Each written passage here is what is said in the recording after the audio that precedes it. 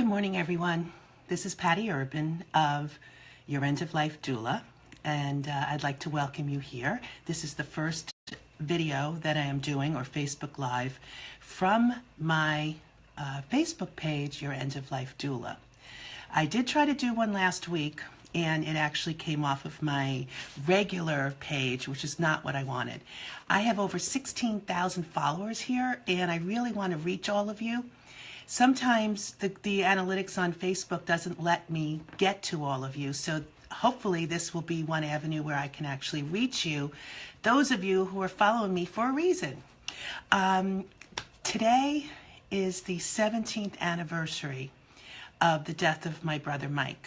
He was 38 years old when he was test piloting for the Osprey, which was a tilt rotor type of aircraft that took off like a helicopter and then flew like a plane. He was 38 years old. He had two kids, 7 and 12 at the time. They are now all grown up. The Osprey is now in use all over the world. I guess he did not die in vain. The aircraft is used everywhere. Last week it was announced that Japan just bought the aircraft as well. So the reason I'm bringing this up is not only to honor my brother today and to remember him, but also the military. The military does death well. Face it, you know, they send people off to war. They know how to do death. And not to make this sound morbid, but they make you, upon enlisting, do all your advanced directives, have that conversation with you so you know what you can speak for yourself, as opposed to having somebody else make those decisions for you. And I just absolutely cannot stress enough how important it is to do these advanced directives. I know everybody says they want to do them, but for some reason, you're not getting them done. Well, I'm here to help you do that by haunting you on Facebook to get them done, talking about them here in Facebook Live, but more importantly, I want you to have discussions and get it done. So I've started a series of workshops that will help you get it done. I had one in November. It was very well received.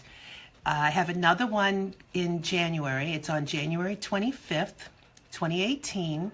It'll be held at the Office of Comfort Keepers in Wallingford, Connecticut. And underneath, when this video posts, I will post the information about it. And what we do, it's a 3-hour workshop.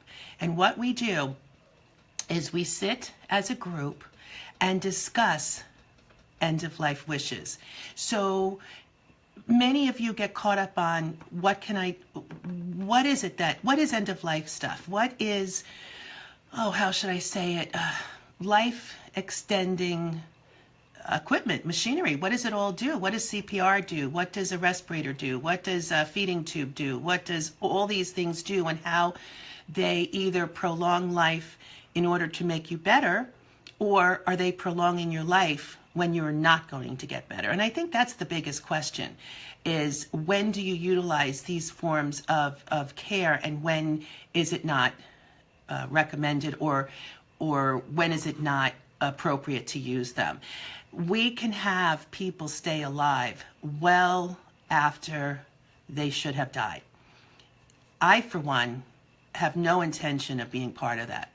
I do not want to be a burden on my family, and I do not want to be able to have people come and look at me laying in a hospital bed. You know, my body is breathing, my heart is working, I'm being fed, but I'm not there.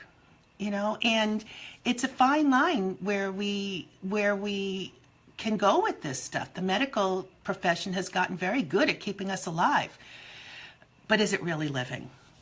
So these are the kind of discussions that we have, and we go through each and every item so that when it comes time to finish your living will, you will understand what it is that you're completing, what it is that the decision is that you're making, and you'll have it in writing and you'll leave. I happen to be a notary public, and I'm able to notarize any documents that you need while you're at the workshop.